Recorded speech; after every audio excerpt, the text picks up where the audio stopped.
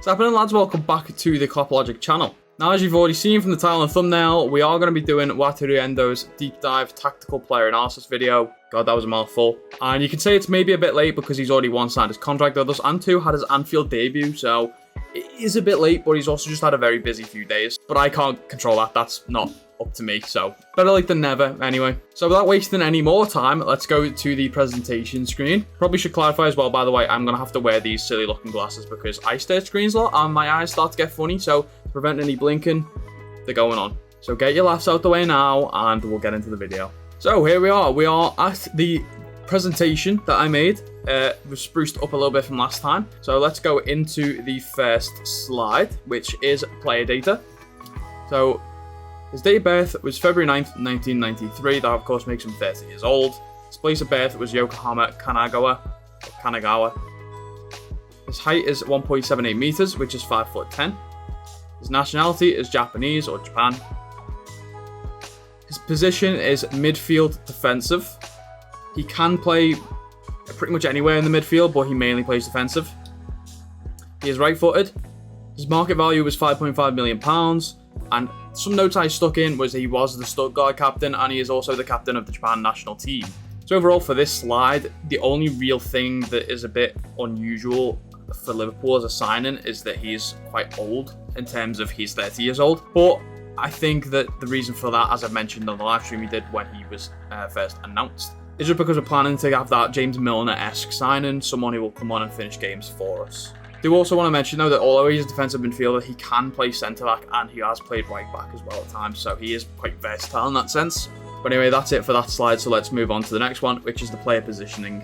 So Wataru Endo since September 2020 has mainly been deployed by Stuttgart as a centre midfielder, 83% of the time, as you can see there, 15% of the time as a DM and 2% of the time as a centre-back. In the Bundesliga alone for Stuttgart, since September 2020, he's played a total of 8,783 minutes. I've also included his heat map on there, as I usually do, so you can see he mainly takes up the defensive midfield role. Mainly central, doesn't really drift that wide that often, but that could just be how Stuttgart play. And as you can see, he does get forward a little bit as well. That will obviously take in some corners. He also might just naturally drift up. But that's not a bad thing for us because of reasons I'll get into later, but having a defensive midfielder quite high up the pitch isn't always a bad or negative thing. Do want to clarify as well, both of these were provided by Opta Analyst and SofaScore. If there's anything I reference, I'll always have the credit to the bottom. So next slide, and we'll look at the overview for 2020 to 2023 for him. So I'm not going to go into each and every single stat there, but as you can see, he's got a total of 40 appearances, 6 goals, 5 assists, 4 yellow cards, no reds,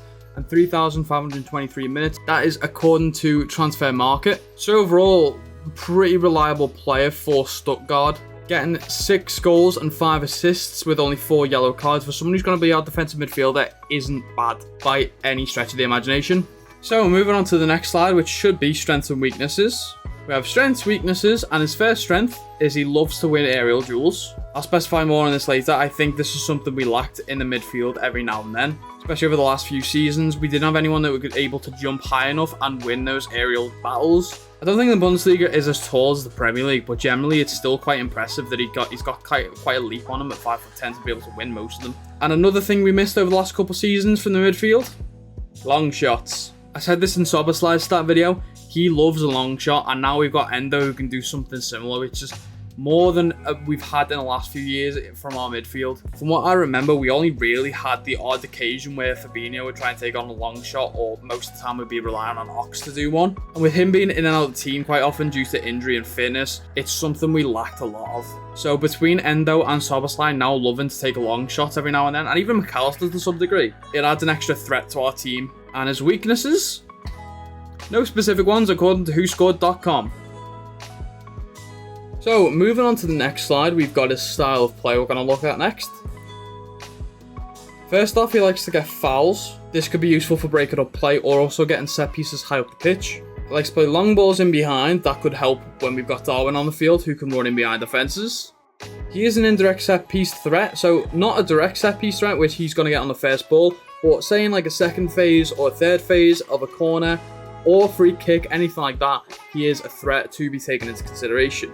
Also, the fourth, final, and my favourite one of the lot, he likes to tackle. Very helpful, of course, for actually defending and not conceding any goals. A key criticism I had for the team last year was that we'd never made tackles. We'd always just like stand around and watch the players run towards our goal with the ball and go as if we're about to make a tackle, but never did. So for Endo loves getting in there, making a tackle, I already love him. So let's have a look at the next slide, which is injury history. So looks like there's a lot on there, but when you look at how like the dates line up, there's actually not that many. The only ones we should really start considering is from maybe 2020 to 2021 onwards, of which he had a knee injury from August to September where he missed no games for Stuttgart. Another one we had COVID where he missed one. A bruise somewhere from 3rd to 6th. Don't know how that keeps you out, but he didn't miss any games for it. And he had a concussion in November 2022, which he only missed one game. The last significant injury was a hamstring injury in the 2018-19 season, of which he missed 8 games for his old club, even before he moved to Stuttgart, and Japan national team as well. So overall, not very injury prone. The only reason this is so padded is because if you look at the Thursday on there, 12 to 13, that just shows that he's been in the game for a while. So that for a player of 30 years old is not bad. Again, something we suffered with quite a lot over the last few years is having very injury-prone players, and we've still got quite a few in the team in Thiago and maybe Curtis Jones now, so having someone who's going to be that versatile, reliable, dependable player that we can come on and finish a game for us is going to be very important to us, I think. So yeah, happy with that. So next, we're going to rely on FB Ref to give us a more in-depth look at his stats. We're not going to focus on every single one, we're just going to cover the ones I think will be important to us and might offer us something else or something better. So here we are on Wataru's FB Ref page. This does compare him to other midfielders in the men's Big 5 leagues, so that will be Premier League, La Liga, Bundesliga, Liga, and probably Serie A. Also covers the Champions League and the Europa League over the last 365 days. So as you can see here already from his standard stats, he's got greens all over the place, which is great. Compared to other midfielders, he does like to be quite offensive. He's got quite a lot of, shots total taken over 90 minutes, non-penalty goals over 90 minutes, shot creating actions over 90 minutes. He's got good progressive carries, got good touches in the attacking penalty area. His clearances is right up there. His aerial duels 1, as I mentioned before, is right up there as well. He averages 2 aerial duels 1 every 90 minutes. So overall, for a defensive midfielder, quite offensive. Although, to be fair, this is going off his stats from Stuttgart, which last year, as you saw, they mainly deployed him as a centre midfielder, so maybe that's skewing the stats a little bit one way. But overall, it's not bad to know he's got it in his locker.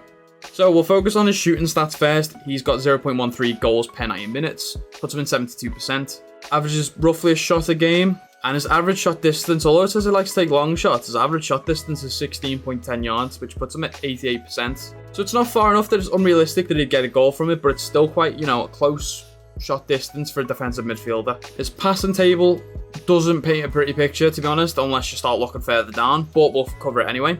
So he doesn't actually manage to get that many passes across or complete a lot of them until you start getting to the long pass completion, of which then he completes quite a lot of them. But my theory on this is he used to play for Stuttgart, so that might be affecting them badly. I can't imagine Stuttgart being a very high team when it comes to possession. And obviously, if you don't have possession a lot, you get a lot less chance to get passes across and also complete them. So I wouldn't worry too much about the lack of greens in his passing ability, because it could just be because Stuttgart didn't play possession a lot. When you start to look at his assists, his XAG, and his expected assists, they all start to look a lot healthier. He's also quite good with his key passes as well. Also averages a lot of passes into the penalty area, which will help us massively. Looking specifically at the types of passes, again, a lot of them aren't great, but the through balls, 0.23 per 90 minutes. So he's got a lot of that through balls, which I think something is actually we don't do very often. We seem to like to either pass it to the wing or over the top it. Not a lot of through balls make it through, so might add something to our game. We can only wait and see.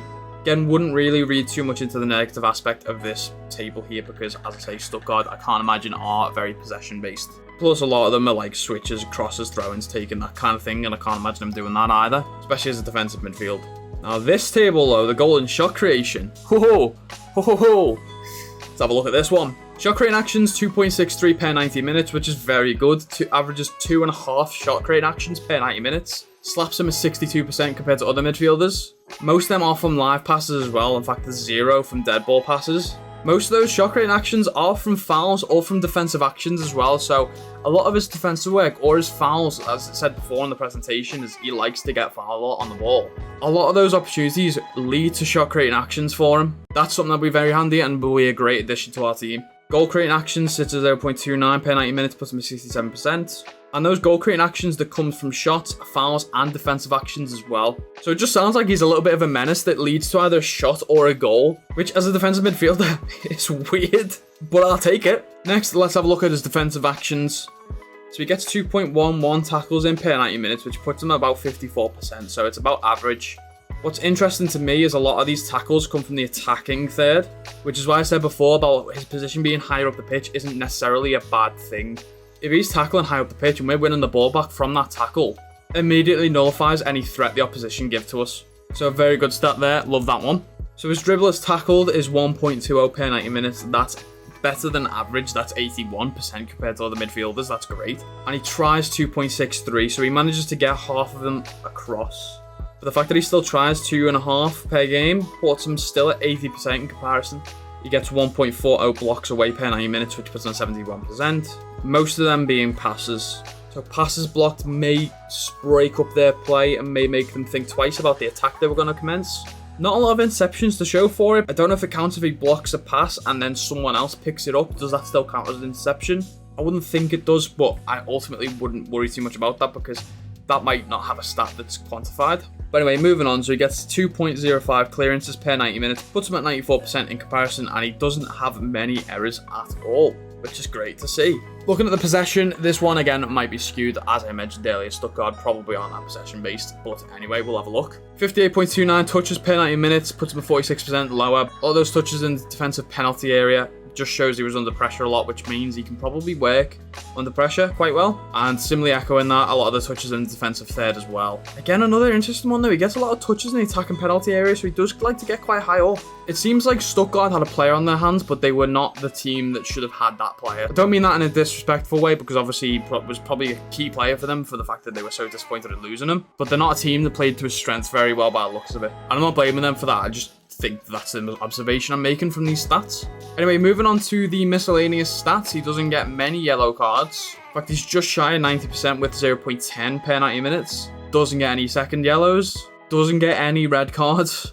Commits 1.27 fouls per 90 minutes, which puts him at 56, but ultimately not that bothered about that. Fouls aren't always a bad thing because it can break play up, and as long as they're not too dangerous and too often, you probably don't risk that many yellow cards, which his stats make clear he doesn't do. What he does do is get a lot of fouls drawn with 1.79 per 90 minutes. As we saw before, a lot of shot creating actions or goal creating actions come from those fouls. Wins a lot of penalty kicks as well compared to other midfielders, which is just showing he gets high up the pitch and loves to get in the attacking penalty area. I love this stat here. The ball recovery is 6.99, puts him at 71% compared to other midfielders. I love a player who can win the ball back and recover it. I love those kind of players. I want to help get us back to a possession-based team. We've seen from the start of this season already, we've suffered a little bit from our possession. So if this is a guy that can help us win the ball back and keep it, happy with that. Another thing I think we lacked was the aerial duels won. He wins 2.31 aerial duels per 90 minutes, which at 5'10" is mad. Got a little Diogo Jota in the midfield. He does lose 1.72, but that still sits him over 50%, which is just shy of 60 actually. I don't know what we were on exactly before, but I know we didn't get a lot of aerial duels won in the midfield. And as I mentioned on the live stream when we first signed them,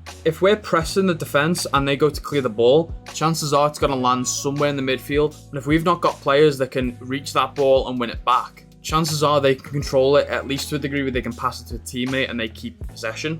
If Endo could get up and win those balls and just hit it towards the general direction where one of our players are, we can maybe turn over possession and then start an attack. So something we don't have already, which he's going to add to the team, hopefully. So overall, I think all these stats just show he's quite an offensive defensive midfielder.